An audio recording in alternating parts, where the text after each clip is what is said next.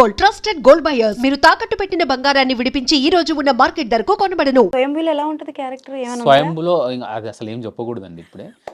Okay అసలు ఏం ఎలా చెప్పకూడదు. మాట్లాడదామన్నా రావట్లేదు. లేదు, అసలు. అంటే ఇప్పుడు కార్తికేయ 2 వచ్చిన తర్వాత నిఖిల్ గారి మూవీస్ అన్ని ఎలా ఉంటాయి అని అంటే ఎక్స్పెక్టేషన్స్ పీక్స్ లో ఉంటాయి. అవునండి. ఎలా చేస్తారు ఏం చేస్తారు అని లుక్ అయితే అదిరిపోయింది. సో చాలా కాన్ఫిడెన్షియల్ గా ఉంచుతున్నారు. అవును. బట్ మీకు షూటింగ్ ఆల్రెడీ అయిపోయిందా? లేదు లేదు నేను లేదు, ఇంకా ఇంకా కమిట్ start అవ్వలేదండి. మ్మ్. ఉంది తెలుసు, ఆ సెట్ అది చూశాను, చాలా పెద్ద సెటప్ అది. ఓ చాలా పెద్ద setup. It's not related to present world కాదు కాదు ఒక Okay. బాహుబలి ఆ కైండ్ ఆఫ్ మూవీ. ఓ కానీ వేరే స్టోరీ, అంత డిఫరెంట్, దానికి సంబంధం లేదు. ఓకే చాలా డిఫరెంట్, చాలా పెద్ద స్పాన్ ఉన్న ఫిల్మ్ అది, అందుకే నేను ఎక్కువ చెప్పట్లే ఇంకా. Okay done. సో మనకి స్వయంభూ టైంలో కూడా మీరు మాకు ఇంటర్వ్యూ ఇవ్వాలి. షూర్ షూర్ అండి, తప్పకుండా. ఓకే, ఇక బహిష్కరణ విషయానికి వస్తే డైరెక్టర్ గారి గురించి చెప్పండి. మీరు అంటే లైక్ సీనియర్ డైరెక్టర్స్ అండ్ మంచి హిట్లు తెచ్చుకున్న డైరెక్టర్స్ తో పాటు వర్క్ చేశారు. So tell something about your director, like బహిష్కరణ డైరెక్టర్ గారి గురించి చెప్పండి. ఆయన టేకింగ్ ఎలా ఉంది, స్క్రీన్ ప్లే ఎలా ఉంది, మీరు ఎలాగో చూసుంటారు కాబట్టి ఎలా అనిపించింది? సో ముఖేష్ ప్రజాపతి గారండి డైరెక్టర్. ఆయన ఇంతకుముందు బిగ్ బాస్కి సంబంధించిన ఇంట్రొడక్షన్, కంటెస్టెంట్కి సంబంధించిన ఇంట్రొడక్షన్ వీడియోస్ చేశారు. బిగ్ బాస్ సంబంధించిన ప్రోమోస్ కట్ చేయించారు. లైక్ బిగ్ బాస్కి చాలా బాగా పనిచేశారు. ఆయన చాలా యాడ్ చేశారు. మీరు ఆయన యాడ్ చూసినా, బిగ్ బాస్ ఇంట్రొడక్షన్ వీడియోలు చూసినా మీకు ఒక థీమ్ మెయింటైన్ చేస్తారు ఆయన ఒక్కొక్క కంటెస్టెంట్కి. నేను అప్పుడే అనుకునేవాడిని, అంటే ఈయనని తెలియక ముందనే నేను అనుకునేవాడిని, భలే చేస్తున్నారు రా వీళ్ళు బిగ్ బాస్ వాళ్ళు అనుకునేవాడిని. మనకు తెలియదు ఎవరైనా. అంతే అంతే. సో ఈయన చేశారని తెలిసాక ఆయన చెప్పాను ఆ మాట, చాలా బాగుంటాయండి, చాలా బాగా మీరు చేశారంటే. అవును, చాలా 5-6 yearsగా చేశారు ఆయన దానికి. అది బిగ్ బాస్ మనం క్రమం తప్పకుండా ప్రోమోలు చూసి అంటే ఎక్కువ ఇన్స్పైర్ అయిపోయి ఎగ్జైట్ అయ్యి చూస్తాం కదా, దాని వెనకాతలు ఉన్నది ముఖేష్ గారే. అంత ఇంట్రెస్టింగ్ గా మన ఎపిసోడ్ చూసేలా చేసేది ముఖేష్ గారే. సో ఈయనతో చేస్తున్నప్పుడు ఈయన నన్ను ఓకే చెప్పేశారు, అయిపోయింది.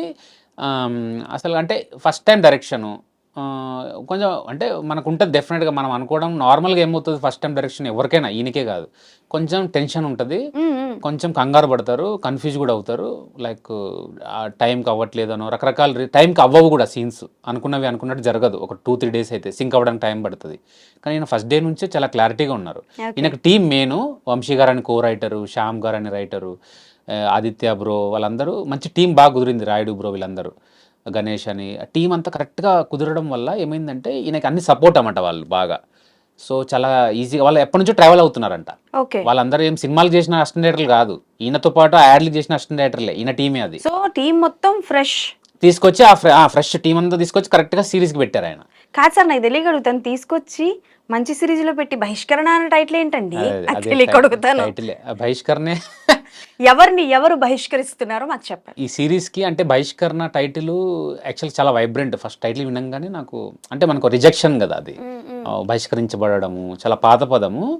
సూపర్ టైటిల్ యాక్చువల్గా. టైటిల్తోనే నేను అనుకున్నా ఇది చాలా, అంటే ఆ టైటిల్ నడిపించింది చాలాసార్లు మేకింగ్లో కానీ అన్నిట్లో. అంటే మనకు ఒకటి ఇది ఉంటుంది కదా, ఇది బాగా చేయాలనో లేదా ఆయనకు బాగా తీయాలనో, రకరకాలుగా నంబర్ ఆఫ్ లొకేషన్లో చేసాం. కొన్నిసార్లు కొన్ని లొకేషన్లో చేసి ఇక్కడ హైదరాబాద్లో చేయాల్సి వచ్చింది, కొన్నిసార్లు చేసి నచ్చక మళ్ళీ వెళ్ళి ఎక్కడైతే మేము చేసాం అక్కడే వెళ్ళి చేసాం. సో చాలా లైక్ మీకు బడ్జెట్ పరంగా కూడా చాలా బాగా రిచ్గా ఉంటుంది. దాదాపు ఎన్ని రోజులు షూట్ చేశారు? నేను ఆల్మోస్ట్ 36 days ఏమో చేశాను. శ్రీతేజ్ గారు వీళ్ళైతే 46-47 days చేశారు వాళ్ళు. అన్ని తెలిసి అన్నీ ఇంకా 50 days వరకు చేసినట్టున్నారు ఓవరాల్ సిరీస్ అంతా. ఓకే, నేను లోకల్లో కూడా మీరు చేశారు కదా? నేను లోకల్లో ఏంటి క్యారెక్టర్? నేను లోకల్ హీరో ఫ్రెండ్, నాని గారు హీరో ఫ్రెండ్. ఓకే, లాస్ట్ లో ఆయన వచ్చి ఆయన జైల్లో ఉంటే ఆయన్ని లైక్ బయట తీసుకురావడానికి ఏదో తప్పుడు కేసు పెట్టి. అదే సార్, ఏదో పోతుంది, మా తమ్ముడు కంటి చూపు పోయింది, కబాలి పోయింది, బండలో నిప్పిపోయింది అంటారు కదా. ఓకే, సో నాని గారు ఎలా ఉంటారు? చాలా కూల్ అండి ఆయన కూడా. ఆయన అంటే ఆయన వర్క్ ఆయన చూసుకొని చాలా కూల్. ఓకే, ఆయన వర్క్. ఎప్పుడైనా మీరు ఈ సిచ్యువేషన్ ని ఫేస్ చేస్తారా? అంటే లైక్ వచ్చిన కొత్తలో కావచ్చు, మీకు కొన్ని హిట్స్ పడినా సరే వేరే మూవీ దేనికైనా వెళ్తే సీనియర్ ఆర్టిస్టులు మనకి అనుకూలంగానే ఉంటారు. అప్పుడప్పుడే ఫేమ్ వచ్చిన వాళ్ళు ఏంటంటే యాటిట్యూడ్ చూపిస్తా ఉంటారు. అట్లాంటివి ఎప్పుడైనా ఫేస్ చేస్తారా? చేశానండి, చాలా చేశాను, కానీ పట్టించుకోండి. నేను చూస్తుంటాను. ఓకే, అంటే మనకు రియాలిటీ ఇప్పుడు నేను ఫ్లాప్తో వచ్చాను కాబట్టి నాకు తెలుసు. ఇప్పుడు నేను కూడా హిట్ అయి ఉంటే మేబీ అలాగే చేసేవాన్నేమో. ఫస్ట్ సినిమాకి హిట్ అయిపోయింది, మీకు చెప్పాను కదా Cloud9లో ఉన్నాను, అసలుకి కారా డ్రైవరా ఏంటి అనే దాంట్లో ఉన్నా. సో అలా నాకు ఫ్లాప్ పడింది కాబట్టి దెబ్బ అనమాట. మనకు దెబ్బ పడితే తెలుస్తుంది కదా, రియాలిటీ చెక్ ఒకటి ఉంటుంది. ఓహో దెబ్బే ఫస్ట్ పడి దెబ్బతో స్టార్ట్ చేసాం అనుకోండి, తర్వాత మనకి ఇంకా ఎన్ని దెబ్బలు పడినా పెద్ద ఇది ఉండదు. ఏదైనా సిచ్యువేషన్ షేర్ చేసుకోండి అలాంటి చాలా situation. అంటే లైక్ మెన్షన్ చేయొద్దు మెన్షన్ చేయను, డెఫినెట్గా బట్ ఏం జరిగింది అని. చాలా అంటే ఇప్పుడు సపోజ్ ఆ సీనియర్ లేదా అప్పటికి ఫేమ్ వచ్చిన యాక్టర్కి నేను తెలియకపోయి ఉండొచ్చు డెఫినెట్గా. నేను అంటే ఆయన అంత ఫేమ్ నాకు లేకపోయి ఉండొచ్చు, ఆయన తెలియకపోయి ఉండొచ్చు.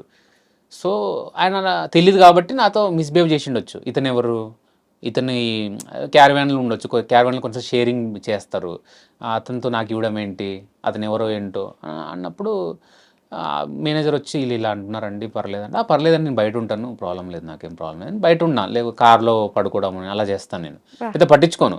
ఓకే, ఇప్పుడు అతనికి ఫేమ్ ఉంది, డెఫినెట్గా నాకంటే ఎక్కువ ఫేమ్ ఉంది. సో ఇప్పుడు అతను హవా నడుస్తున్నాను ఏదో వాట్ ఎవర్, అతనికి ఓ రోజు అతనికంటే ఎక్కువ ఫేమ్ ఉన్న వాళ్ళు వస్తారు, అతను ఇలాగే బిహేవ్ చేస్తే అతనికి తెలుస్తుంది. సో నేను ఒకటే నేర్చుకుంటా అండి, లైక్ మనకు ఫేమ్ వస్తే మనం ఇలా చేయకూడదు, చేస్తే ఇలా నేను ఎలా ఫీల్ అయ్యానో అలా ఫీల్ అవుతారు అవతల వ్యక్తి అలా ఫీల్ అవుతారు. సో మనం ఇలా చేయకూడదని తప్ప నేను అతని మీద ఏం ఫీల్ అవ్వను. అతనితో తర్వాత నేను బాగా మాట్లాడుతూ నెక్స్ట్ మనం చేసాం, అరే నేను అప్పుడు గుర్తుపట్టలేదు నిన్ను, నువ్వు అది చేసావు కదా, అరే అవును కదా, చాలా రోజులు అయిపోయింది, అరే సారీ చెప్పారు సారీ చెప్పారు. అలా సారీ చెప్పిన సందర్భాలు ఉన్నాయి. కొన్నిసార్లు సెట్లో కూడా లైక్ ఇప్పుడు వేరే లాంగ్వేజ్ వాళ్ళు వస్తారు కదా, తమిళ్ వాళ్ళు, ఒక సినిమాకి జరిగింది అలాగే. ఆయన తమిళ్ యాక్టరు, తమిళ్లో విలన్గా బాగా చేస్తుంటారు, ఆయన తెలుగులో కూడా చేస్తున్నారు. సో ఆయన పక్కనే నేను, ఆయన రైట్ హ్యాండ్ క్యారెక్టర్ చేస్తున్నా, ఆయన ఎవరు అనుకుంటాడు కదా, నేను అసలు ఇక్కడల్లో సరిగా పట్టించుకున్నప్పుడు ఇంకా ఆయన ఎందుకు పట్టించుకుంటాడు. సో ఆయన చాలా ఇదిగా ఉంటున్నాడు. నేను సార్ నేను ఇలా చెప్తాను సార్ డైలాగు, మీరు ఇలా రియాక్షన్ ఇవ్వండి సార్, ఇంగ్లీష్లో చెప్తూ ఉన్నా. ఓకేమా అని అంటున్నాడు ఆయన. ఓకే సార్ ఇలా చెప్తాను, ఇలా డైలాగ్ చెప్తుంటే ఆయన రియాక్షన్ ఇవ్వాల.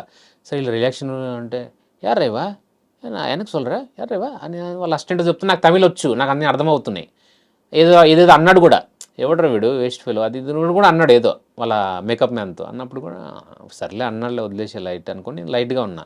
తర్వాత ఒక సీన్ వచ్చింది, ఒక సీన్ చేశాక అదే సినిమాలో ఇంకో సీనియర్ తెలుగు ఆర్టిస్ట్ ఉన్నారు, ఆయన నన్ను గుర్తుపట్టి ఆయన నన్ను దగ్గర కూర్చొని మాట్లాడి అన్ని ఇంతకుముందు చేయడం వల్ల ఆయనకి పరిచయం, మాట్లాడడం వల్ల ఆయన యారవా అంటే వాడు ఎవరో కనుక్కొని చెప్పారు, ఇది ఇట్లా చేశాడండి చాలా సినిమాలు అది అంటే. అప్పుడు అతను నాతో కూల్గా మాట్లాడడం, సాఫ్ట్గా మాట్లాడడం జరుగుతుంది.